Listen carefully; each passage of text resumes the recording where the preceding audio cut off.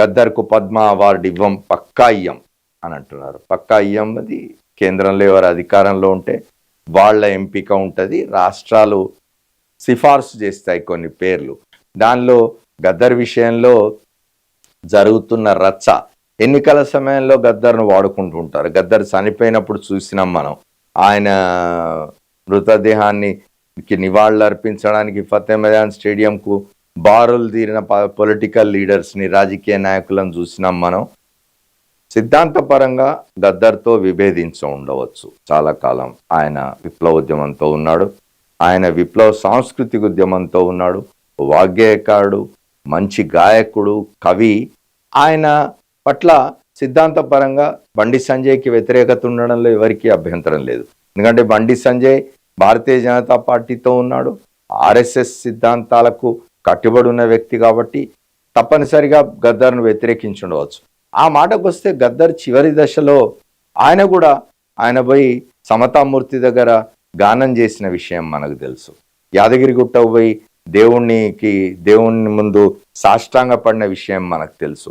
ఆయనలో కూడా మార్పు వచ్చించాల. మార్పు మంచిదా కాదా, ఆ మార్పు దేనికోసం, ఇవన్నీ కూడా చర్చనీయాంశాలే కావచ్చు. కానీ గద్దర్ను పూర్తిగా తీసి పారేయడానికి వీల్లేదు.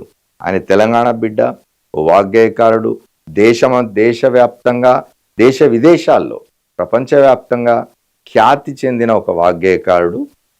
కూడా ఇష్టం లేకపోతే ఇవ్వకపోవచ్చు, అది వేరే విషయం. కానీ దీన్ని ఇప్పుడు ఇష్యూ చేయడం సంజయ్ బహుశా ఆయన మళ్ళీ ఏదో రాజకీయ దృష్టితో చూస్తున్నట్టుగా ఉన్నాడు. ఏమైనా వచ్చే ఎన్నికల్లో లబ్ధి పొందడానికి ఏమన్నా ఆలోచన చేస్తూ ఉండొచ్చు. కానీ ఆలింగనం చేసుకున్నప్పుడు గద్దర్ భావజాలం గుర్తుకు రాలేదా? బీజేపీ వారికి అవార్డులు ఇవ్వాలని రాజ్యాంగంలో ఉందా? బండి సంజయ్పై TPCC chief Mahesh Goud fire. గద్దర్ను కేసీఆర్, బండి అవమానించారు అని విప్ ఆది శ్రీనివాస్ అంటున్నారు. కేసీఆర్ కూడా గద్దర్ బ్రతుకున్నప్పుడు ఆయనను 3-4 గంటలు వెయిట్ చేయించుకున్నాడు ప్రగతి భవన్ ముందు. ఆయనకు అపాయింట్మెంట్ ఇవ్వలేదు అని చెప్పి అప్పట్లో చర్చ జరిగింది. ఏది ఏమైనా కూడా మనిషి, ఇప్పుడు ఆ మాటకు వస్తే నేను ఇంతకుముందు చెప్పినాను గద్దర్లో వచ్చిన మార్పును గురించి. గద్దర్ మీద ఉమ్మడి ఆంధ్రప్రదేశ్ రాష్ట్రంలో చంద్రబాబు నాయుడు ముఖ్యమంత్రిగా ఉండగా పిస్తోల్ దాడి జరిగింది. ఆయన మీద కాల్పులు జరిగినాయి. ఆయన చనిపోయే నాటి వరకు కూడా ఒక తూట ఇంకా తీయడానికి వీల్లేక ఆయన హృదయంలో ఉండిపోయింది ఒక తూట. ఆయనే చెప్పుకుంటూ ఉండేవాడు బయటప్పుడు. అట్లాంటి చంద్రబాబు నాయుడు కూడా 2018 ఎన్నికల సమయంలో వేదిక మీదకి వెళ్ళి గద్దర్ చంద్రబాబు నాయుడిని ఆలింగనం చేసుకున్న విషయం మనందరికీ తెలుసు, ఫోటోలు పేపర్లలో వచ్చినాయి. కాబట్టి గద్దర్ కూడా ఇంకా విప్లవ సిద్ధాంతంతో లేదా విప్లవోద్యమంతో, విప్లవ సాంస్కృతిక ఉద్యమంతో లేడు. ఆయన అక్కడి నుంచి బయటకు వచ్చినాడు, మారుతూ ఉన్న క్రమం.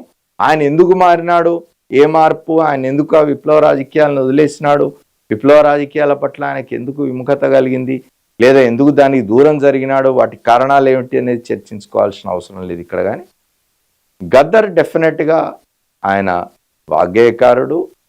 తెలంగాణ సమాజం ఆయనను తప్పనిసరిగా ఒక ప్రముఖ వ్యక్తి అనే విషయాన్ని విస్మరించడానికి వీల్లేదు.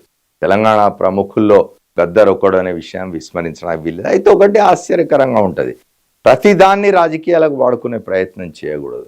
ఇటు సంజయ్ ఎట్లయితే ఆ విముఖత వ్యక్తం చేసి రాజకీయాలకు వాడుకుంటున్నాడో, అధికారంలో ఉన్న వాళ్ళు కూడా అదే చేస్తున్నారు. గద్దర్ పేరు మీద సినిమా అవార్డులను అవసరం.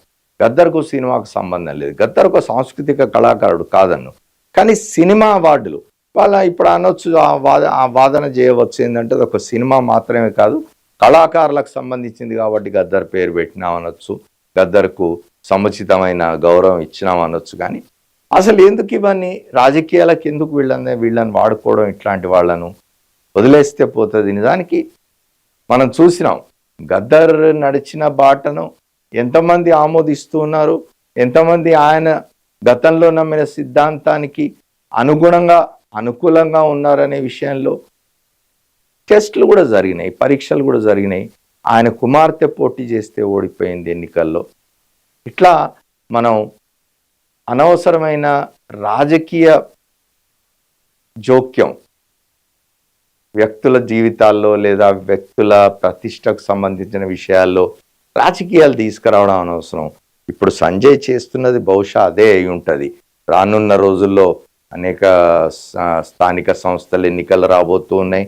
అట్లాగే వచ్చే ఎన్నికల్లో రాష్ట్రంలో అధికారంలోకి రావాలనుకుంటున్నది భారతీయ జనతా పార్టీ కాబట్టి ఆయన ఈ మాట అని ఉండవచ్చు.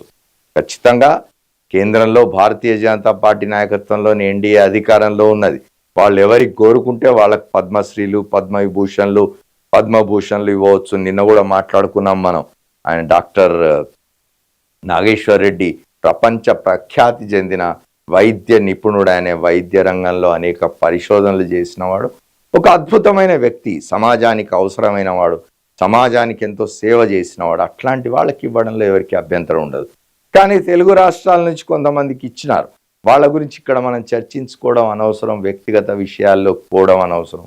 నేర ప్రవృత్తి ఉన్నవాళ్ళు లేదా కేసుల్లో ఉన్న వాళ్ళకు కూడా గతంలో నేరాలకు సంబంధించిన కేసుల్లో ఉన్న వాళ్ళకు కూడా పద్మ అవార్డులు ఇవ్వడం జరిగింది. కాబట్టి గద్దర్ను వివాదం చేయడం అనవసరం అనేది మనం మాట్లాడుకుంటున్నాం.